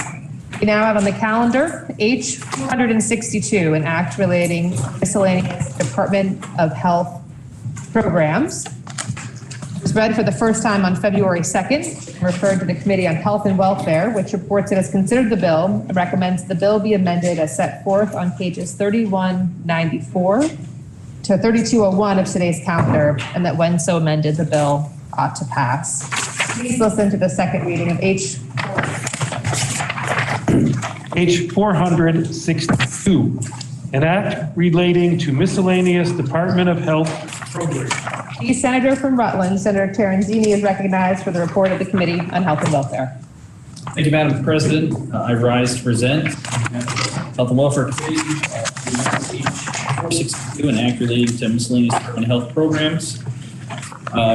This bill contains multiple Department of Health program amendments, including renaming the existing alcohol and drug abuse program to the Division of Substance Use Programs, requiring pharmacies operating 10 or more establishments in the United States that conduct business in Vermont to enroll in a drug disposal kiosk program or mail-back option if the kiosk program is physically impossible for that retail location. The permitting of the Vermont Department of Health to share identifying data acquired or produced by the Child Fatality Review Team with other states that have similar panels if access is consistent with Vermont's privacy, security, and disclosure protections. Directs the chief medical examiner to submit a report of death to a federal prosecutor or a prosecutor in another state upon request rather than the necessity of a subpoena, and requiring OPR to notify the Commissioner of Health and any relevant professional regulatory boards if the assessment under 26 BSA 3108 addresses activities within the practice of medicine. And finally, creating the working group on services for individuals with eating disorders. A quick section summary. Section 1 strikes reference to the alcohol and drug abuse programs from the classified state services exemption. Section 2 amends replacing the Deputy Commissioner of Health for Alcohol and Drug Abuse Programs with the designee of the Division of Substance Abuse Programs. A licensed drug and alcohol abuse counselor shall be appointed by the Commissioner of Health versus the Deputy Commissioner of Health for Alcohol and Drug Abuse Programs. Section 3 renames the Division of Alcohol and Drug Abuse Programs to Division of Substance Use Programs, removes reference to the previously repealed Alcohol and Drug Abuse Council. Section 4 amends changes referencing from the Alcohol and Drug Abuse Program to the Division of Substance Use Programs. Section 5 changes Office of Alcohol and Drug Abuse Programs to Department of Health's Division of Substance Use Programs. Section 6 changes Office of Alcohol and Drug Abuse Programs to the Department of Health's Division of Substance Use Programs. Section 7 changes the Office of Alcohol and Drug Abuse Programs to the Department of Health's Division of Substance Use Programs. Section 8 changes the Division of Alcohol and Drug Abuse Programs to the Department of Health Division of Substance Use Programs. Section 9 addresses the expansion of drug disposal kiosks, adds subsection B, requiring pharmacies operating 10 or more establishments in the U.S. that currently conduct business in Vermont to enroll in drug disposal kiosk programs. This says by December 31st of 2022, the Committee of Health and Welfare met this morning to discuss an amendment that you'll see before third reading, which would change the date from December 31st of 2022 to July 1st of 2023 to allow for more time for these pharmacies to prepare for this kiosk program. Section 10, in regards to the Child Fatality Review Team, adds subdivision 1B, authorizing the Department of Health to share de-identifying data produced or acquired by the Child Fatality Review Team with other states that have child fatality review panels if access agreements are consistent with privacy, security, and disclosure protections in the chapter. Section 11 talks about autopsy reports. It directs the chief medical examiner to submit a report of a death to a requesting federal prosecutor or prosecutor in another state and avoids subpoena, as I said earlier. Section 12 talks about the regulation of healthcare professionals. One requires OPR to provide written notice to the Commissioner of Health and any relevant professional regulatory boards if an assessment addresses activities within the practice of medicine. The subdivision requires OPR to provide notice within 14 days of receiving the requester's supporting information. Section 13, working groups on services for individuals with eating disorders. Also, the creates a working group on services for individuals with eating disorders to assess available services and recommend improvements to the General Assembly. Working groups, this working group is composed of the Commissioner of Mental Health or designee, the Commissioner of Health or designee, representative appointed by the Vermont Care Partners, representative appointed by the Vermont State School Nurses Association, representative of the Vermont Colleges and Universities appointed by VT Higher Education Council, physician with relevant experience appointed by Vermont Medical Society, and a representative appointed by the American Nutrition Association Vermont chapter. This requires the working group to conduct an inventory of Vermont's existing services for individuals with eating disorders and provide recommendations for expanding and improving existing services. Also requires the working group to consult with relevant stakeholders, including individuals with lived experiences with eating disorders, their parents, medical or public health professionals within expertise, with the expertise in treatment and research related to eating disorders. Requires this working group to report its findings to the House Committees on Healthcare and Human Services and the Senate Committee on Health and Welfare by February 1st, 2023, and requires the working group's first meeting to occur no later than September 1st of 2022, and requires the DMH to provide administrative, technical, and legal assistance to the working group. And then this would also have a sunset date of the working group of February 1st of 2023. The committee heard from Mike Duto, president of the Vermont Association of Chain Drugstores, David Englander, senior policy and legal advisor at the Department of Health, Lauren Hibbard, director of the Office of Professional Regulation, Pete McLinn from Ledge Council, and then Representative Dane Whitman, the reporter of the House Committee on Human Services. Madam President, the vote of the committee was 5-0-0. We ask for the body support. Thank you. The question is, shall the Senate propose to the House to amend the bill recommended by the Committee on Health and Welfare? The senator from Addison is recognized. Thank you, Madam President. A lot of things in this bill are technical and just updating the statutes, but Section 13 creates a working group on eating disorders as laid out by the presenter of the bill. And this is not a technical thing. My colleagues in health and welfare will tell you that I generally actively argue against creating working groups, as they often just create more work for people. But this is a working group that I actively advocated for. There are hundreds, probably thousands of people in Vermont and millions in our country that suffer from eating disorders, anorexia, bulimia, and similar diseases. They're disproportionately young women and girls, and also LGBTQ youth and young adults. And this is a disease that is incredibly devastating, have long-lasting effects for people. And the services available to people suffering from eating disorders in Vermont are just drastically inadequate. People cannot find professionals who understand eating disorders. They can't find the care that they need, and they can't find the residential treatment they need.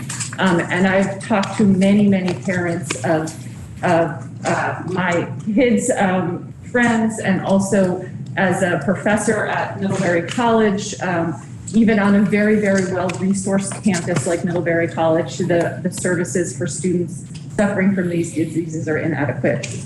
So I very much appreciate that the Health and Welfare Committee included this section in the bill so that we can get a handle on what is offered in our state and how we can improve those services for this devastating disease. Thank you, Madam President. The question is, shall the Senate propose to the House to amend the bill as recommended by the Committee on Health and Welfare? Are you ready for the question? All those in favor, please say aye. Aye. Those opposed, nay. The ayes have it, and you propose the House to amend the bill as recommended by the Committee on Health and Welfare. The question now is, shall the bill be read for the third time? Are you ready for the question? All those in favor, please say aye. Aye. Those opposed, nay. The ayes have it, and you've ordered third reading of H 462.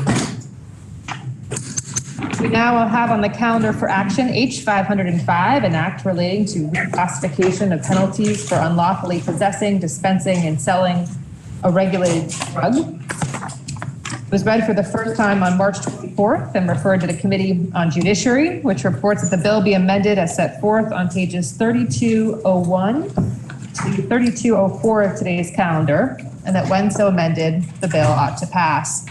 The bill was then referred to the Committee on Appropriations, which reports that it has considered the bill and recommends that, when so amended as recommended by the Committee on Judiciary, the bill ought to pass.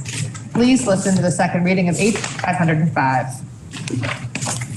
H 505, an act relating to reclassification of penalties for unlawful possessing, dispensing, and selling a regulated drug. The senator from Chittenden, Senator Baruth, is recognized for the report of the Committee on Judiciary. Thank you, Madam President. If I might speak to the amendment as well as the underlying. You may. Thank you. Senators will note when they get the underlying bill that it is much longer, much more detailed than what your Senate Judiciary Committee brought forward. The Sentencing Commission has been engaged in a long-running project to create a new classification system for criminal offenses, A offense, B offense, C offense, and so on. And then to go along with that, a standardization of penalties. As it stands now in law, our penalties for different drug offenses are wildly different and seemingly random in some cases, with some penalties very stiff for very small amounts that researchers in the field tell us are personal use amounts. So to produce the change in the law that will do this, the other body has forwarded three long bills to accomplish this classification change. Our committee looked at those bills and decided that it was too much for us to do in this particular year. And so what we did in this case was to strip H505 down to a couple of elements that seemed crucial in order to go forward with the work, with a promise that we will next biennium look at the classification scheme more closely. So with that said, if senators will turn to page 3201 in the calendar, the first section here is purely technical. There's a misspelling of cannabis. That's part of Ledge Council's attempt to standardize spelling as we go forward. Also, it is the case that DPS no longer regulates medical cannabis, and 18 VSA Chapter 86 has been repealed. So this changes those things for technical reasons. Then, if you look down onto the next page, 3202, you'll see that there's a subsection struck from existing law that creates a differential between powder cocaine and crack cocaine. And it produces much stiffer penalties for crack cocaine. And as many of you know, that is the subject of great racial disparities, not just in Vermont, but nationwide. And during the so-called war on drugs, it was the means by which many people were jailed unfairly. So this strikes that and creates one penalty for any form of cocaine. Section 3 creates the Drug Use Standards Advisory Board. What this board is going to attempt to do is, with expert input, create a sort of grid of personal use amounts for different substances. And that's important for a couple of different reasons, one of which is to figure out when someone is dealing and when someone is using a substance for personal use. And so they will come back with recommendations over a 3-year period to try to advise the legislature on how to appropriately standardize penalties and account for personal use. The main discussion here was, as it came to us from the other body, the way that this particular board was appointed struck us as not ideal.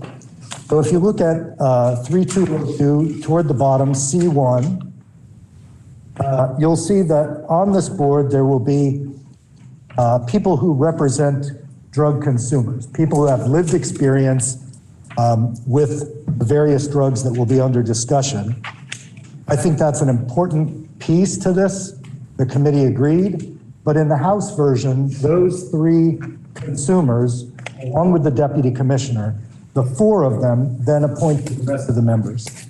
We've changed that so those three consumers advise the deputy, and then the deputy commissioner, him or herself, goes forward with the rest of the appointments. You'll notice middle of 3203, or up from the middle, that the chief prevention officer is a non-voting member in our version of this board, part of an attempt in the Appropriations Committee, Judiciary Committee, and others to empower the chief prevention officer across different agencies and efforts. I'll point out just a couple more things. This is a sort of limited board, 3 meetings to develop the initial recommendations, not more than 3 meetings. And then starting in 2023, this board convenes at least 1 time per year. It's a fairly limited entity in terms of the meetings that it is given. And then it sunsets in 2027, which you'll see on the next page. So with that said, Madam President, our vote was 5-0 on this bill, and we would ask the body's support, and I'm happy to answer any questions. The senator from Chittenden, Senator Peruth, is further recognized for the report of the Committee on Appropriations. Thank you, Madam President. As I said, the number of meetings here is deliberately low. So no more than 3 meetings to develop initial recommendations. And then given the sunset, the Appropriations Committee felt that the per diems that would be associated with this would be very limited. And so our vote in appropriations was 601. That's it. Thank you. The question is, shall the Senate propose to the House to amend the bill as recommended by the Committee on Judiciary? The senator from Caledonia is recognized. Thank you, Madam President. I think I would direct this to the reporter of the bill. And I'm just crosswalking what we did in H462 relative to the Deputy Commissioner of Alcohol and Drug Abuse Programs. I think we struck and now have a division, and I'm looking at page 3202 of the advisory board, and it says shall be convened by the Deputy Commissioner of Alcohol and Drug Abuse Programs.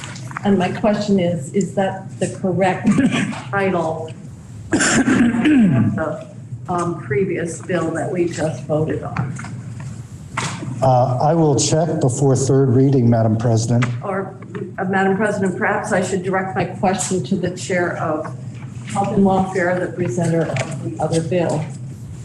You may, and the senator from Chittenden is recognized. Thank you, Madam President. This was a question that we had asked in our committee about utilizing the new terms. But since the 462 has not yet been passed into law, and this will serve its purpose, and then all references will need to be changed going forward. But so this is, at this point, this is accurate. So, Madam President, my question is, could please state if H462 becomes law, what will be the replacement title for what used to be the Deputy Commissioner for Alcohol and Drug Abuse Programs? Madam President, I cannot answer that question. I would have to study the bill a little bit more and then let you know. But and as the senator from Chittenden has said, perhaps before third reading, we can clarify that. Thank you. The question is, shall the Senate propose to the House to amend the bill as recommended by the Committee on Judiciary? Are you ready for the question? The senator from Chittenden is recognized. Thank you. May I inquire of the reporter of the bill? You may. Thank you, Madam President. So I have just a couple of questions because I think this is a good step forward in trying to understand what personal use dosage means for folks in the sentencing process. So 2 things. One, is there consideration within this working group or within the council that you put together of linking up with the Drug Utilization Review Board or with others who are experts in prescribing? Madam President, if senators will look at the top of 3203, the bottom of 3202, I think is some overlap there with what the senator is describing. It doesn't specifically call for advising those entities. Okay. So I would think that folks would want to be connected with the prescribing folks, professionals. And nothing would prevent that. All right, thank you. And then can you elaborate on what drugs, regulated drugs, are listed in 18 VSA 420129, which is number 1 under F on page 3203? Do you have that list? Or I can look it up. I do not. President? I will bring it to third reading. Thank you very much. Question is, shall the Senate propose to the House to amend the bill as recommended by the Committee on Judiciary? Are you ready for the question? All those in favor, please say aye. Aye. Those opposed, nay. The ayes have it, and you propose to the House to amend the bill as recommended by the Committee on Judiciary. The question now is, shall the bill be read a third time? Are you ready for the question? All those in favor, please say aye. Aye. Those opposed, nay. The ayes have it, and you order the third reading of H 505. We will now move to H 515, an act related to banking, insurance, and securities. It was read for the first time on February 24th. It was referred to the Committee on Finance, which reports that the bill be amended as set forth on pages 3204 to 3205 of today's calendar, and that when so amended, the bill ought to pass. Then referred to the Committee on Appropriations, which reports that it has considered the bill and recommends that when so amended as recommended by the Committee on Finance, the bill ought to pass. Please listen to the second reading of H 515. H 515, an act relating to banking, insurance, and securities. The senator from Washington, Senator Cummings, is recognized for the report of the Committee on Finance, which I believe is being passed out now. Thank you, Madam President, and may I speak to the amendment? You may. It's heavy, but the last 3 pages deal with one thing. So this is truly, as it always has been, a housekeeping bill from banking and insurance. And extra added bonus, there's a section in here on captive insurance. There is no separate captive insurance bill, which I'm sure you'll all miss this year. Sections 1 through 6 are fairly technical. The section 1 reports conflict in reporting requirements. Section 2 and 3 makes clear what is current practice. Section 4 allows the commissioner to revoke a bank's charter if the bank ceased to exist or is unable to have a charter. Section 5, as we did in the cemetery bill, removed the reference to the Office of Thrift Supervision, which no longer exists, and adds the FDIC Consumer Finance Protection Board, which do exist. And Section 6 corrects an erroneous cross-reference. Section 7 applies to virtual currency kiosks. And this, as far as we know, we don't have any in this state, but they are the coming thing, and this places them under the same requirements as ATMs, which is basically you need to register them with DFR and you need to tell them who owns them. In case there's a problem, we know where to look. Section 8 applies to insurance company rebates. Insurance companies are not allowed to give rebates. They can't say, if you sign up for this, we'll give you 10% off or 50% off. No toasters, no backpacks, nothing. This reflects an NAIC, and for those of you that don't deal with this every day, NAIC is the National Association of Insurance Commissioners, and they are the national guiding body when it comes to insurance regulation. And you really do want to have NAIC approval of your department. So this is an NAIC model law, and what it allows insurance companies to do is offer an added value product that would benefit both the consumer and the insurance company. And that, an example would be education about liability risk, enhanced health or financial well-being are presented. So basically some kind of an educational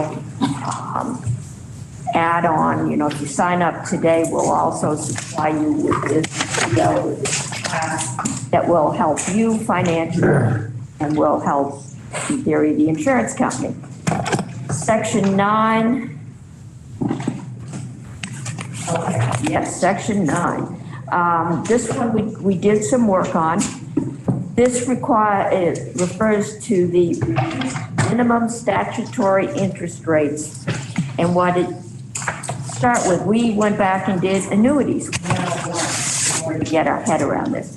Annuity is an investment product. It's generally part of a retirement plan. Many of us have them in our IRA kind of portfolios. And what it basically says is there are many forms, but the basis is the owner pays in a certain amount of time. This is called the accumulation period.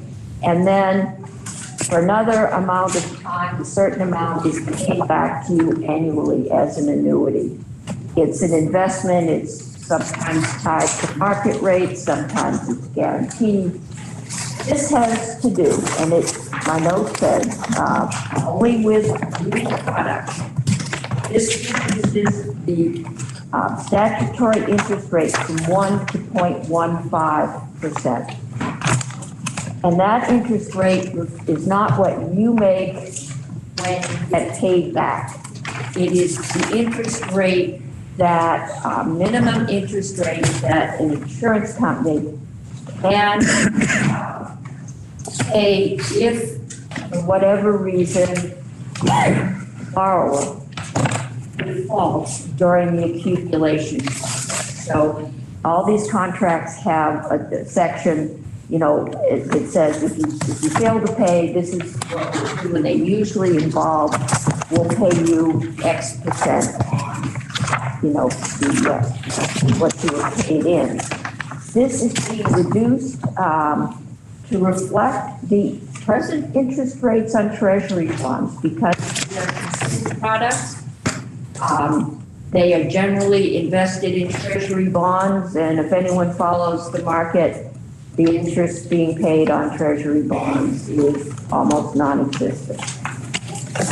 And so it's felt that it is a good thing to keep these products available in the market, but B, if we require that in a default situation, the company has to pay out more than it's making, they may cut back or may cease to provide these products. And so this came to us last year, I believe. We weren't comfortable with it then. We sent it to DFR for further study. DFR came back and said, yeah, we think you should do it. And so it is.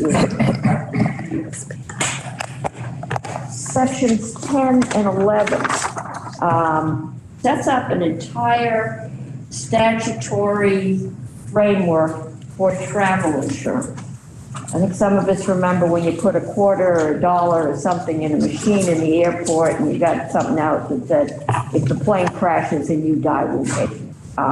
It's become much more sophisticated. It is much common, especially with international travel where your insurance may not be recognized in a foreign country, for people and groups travel to take out travel insurance. This sets up a statutory framework. It's pretty standard insurance language, and it puts consumer protections in there like it has to be very clearly spelled out what you're buying, what it takes to get a rebate. So that is in there. Section 13 through 19 pertains to captive insurance. Section 13, just cleans up a reporting requirement. Section 14 deals with delinquency. Right now, when we've talked about captive insurance, I know I've talked about apartment building and then individual apartment houses. That's the solely owned captive building. And this one, it might be easier to think about a beehive. You've got this beehive, and all the bees are running around, and they're all busy, and they're all doing well. But there's one cell inside that beehive that is in financial trouble. Right now, for the commissioner to take corrective action, has to start with taking corrective action against the entire hive. This would allow the commissioner to take action against the one poorly performing cell within that hive, gives him the permission to pull it out and make it an independent captive and deal with it, and everybody else can go on about their little business. Section 15.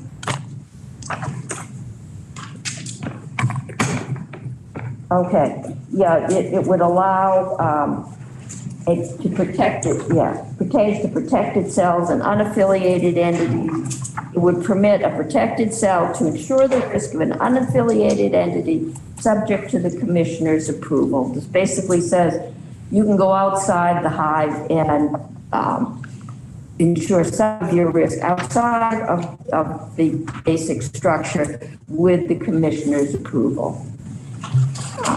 Let's see, section 16 and 17.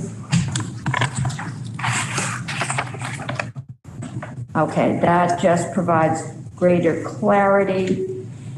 Section 18 allows captive insurance companies to engage in parametric contracts.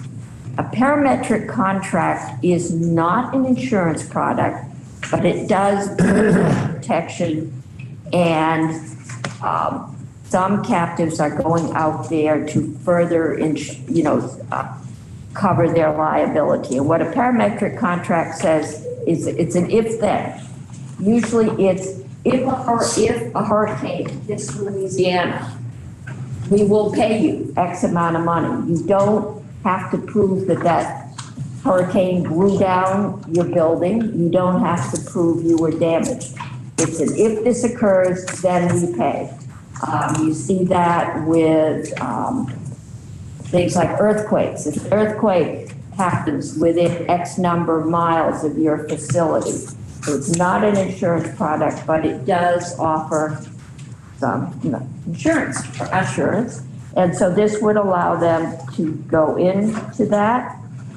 Section 20 enacts a Vermont insurance data security law. This again is an NAIC model. And the only section we are not adopting is the security breach section, because we do already have a Security Breach Notice Act in the state.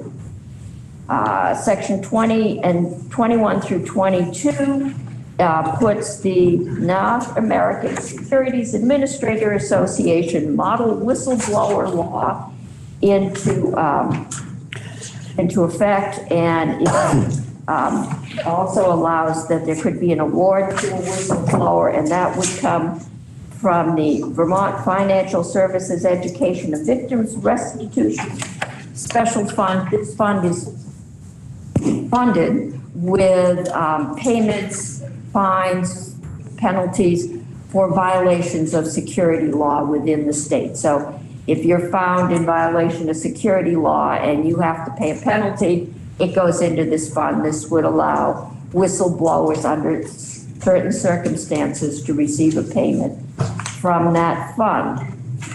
And then we get to section 23, which is the final 30 pages of this bill. Section 23, not 33, brings the state into compliance with the Dodd-Frank Bill. Some of you remember Dodd-Frank, it's ancient history. It came out of the last Great Recession. And the first question is, so why has it taken so long? Well, this has to do with reinsurance protection and collateral requirements for reinsurance companies that are not within the United States. And the short story is it has taken a lot of years to negotiate with all these foreign entities and get everybody to agree. Then it took some more time for NAIC to draft this model law. And this one is time sensitive because if we don't pass it by September of this year, we will not be meeting the NAIC accreditation standards. So that is the final 30 pages of this bill. The vote in committee, wait, I have one more. The vote in committee was 601. And then I will go to the amendments. And they are found on page 3204. The first four amendments are purely technical. They do things like strike out the word herein. I think they were caught by our drafter, drafting technicalities. The Fifth Amendment. Earlier in this year, I'm sure you've all heard about the broadband company that was stringing cable, and there were some wires that hung it, and they got clipped in the farmyard, and the cows died, and it was a big mess. And we wanted to do something to help, but as we looked at it, everything went, other than there was a 2-day lapse in insurance from the company that was actually stringing line, everything went according to the way it should have. And everything there, like, you know, if this guy lapses, then the next guy up, that's all standard practice, that's all done. And we couldn't find anything to really change in the law. Once you get insurance companies and lawyers involved, it takes time. And so what this amendment does is it asks the Department of Financial Regulation and the Public Utility Commission to talk together, develop a best practices, sheet of paper, and make sure those get distributed out to all the PUCs, all those little community-based that are out there, they're novice at this, just to remind them, this is what you have to do, and make sure it's in your contracts. So that is the bill. The vote is 601. Ask this body to concur. The senator from Chittenden, Senator Booth, is recognized for the report of the Committee on Appropriations. Thank you, Madam President. Appropriations did look at this long bill, but we limited ourselves to the segment on the whistleblower award. And as the presenter said, this just expands who can receive monies from the fund, doesn't change how money goes into the fund, and the state is not supplying that money. So there's no financial impact to the change. And for that reason, we voted 601 to present the bill favorably. Thank you. The question is, shall the Senate propose to the House to amend the bill as recommended by the Committee on Finance? Are you ready for the question? All those in favor, please say aye. Aye. Those opposed, nay. The ayes have it, and you propose to the House to amend the bill as recommended by the Committee on Finance. The question now is, shall the bill be read for the third time? Are you ready for the question? All those in favor, please say aye. Aye. Those opposed, nay. The ayes have it, and you've ordered third reading of H 515. Senator from Windham is recognized. Thank you, Madam President. Pending announcements, I move that the Senate stand in adjournment until 10 a.m. Wednesday, April 27th. The senator from Windham has moved that subject to any announcements, the Senate do adjourn until Wednesday, April 27th at 10 a.m. Are there any announcements? Senator from Rutland is recognized. Thank you, Madam President. as we work through today's legislative process, we have a fabulous opportunity to celebrate a very special day for one of us. Rather than being more specific, I will just note that on this day in history, in 1928, Pedro Flores, who emigrated from the Philippines, opened the first yo-yo factory. The 1936 unemployment insurance program went into law. In 1954, the polio vaccine became available. And in 1962, Ranger 4 crash landed on the moon. Are there any other announcements? Senator from Chittenden is recognized. Thank you, Madam President. The events continue, both celebratory and somber. And in 1986, the Chernobyl disaster began to unfold. Also in 1986, there was the famous Schwarzenegger-Shriver wedding. In 1996, Jackie Kennedy Onassis's estate was auctioned off for $34.5 million, not unlike the fabulous attire of our birthday celebrant. And in 2000, our civil unions bill here in Vermont was signed by Governor Howard Dean. Are there any additional announcements? The senator from Washington is recognized. Thank you, Madam President. There are a number of people who share this illustrious day for their birthdays. Number one is, Mohammed, founder of Islam, Maria de Medici, who was Italian in heritage, but actually became the Queen of France. Maya Rainey, who's the mother of the blues here in the United States, and not to forget Anita Loos, who was the first female screenwriter to be employed in Hollywood, and actually the author of one of the greats of American literature, Gentlemen Prefer Blondes. Are there any other announcements? The senator from Wyndham is recognized. Thank you, Madam President. We also honor the birthdays of Shakespeare, Melania Trump, Carol Burnett, Bobby Rydell, and Duane Eddy. And of course, one of our very own, and we'll let you guess who.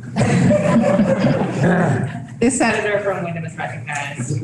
A very, very happy birthday to our majority leader. And thanks to the senator from Chittenden, Senator Chittenden, there will be cake after today's floor session in the cloakroom. Happy birthday.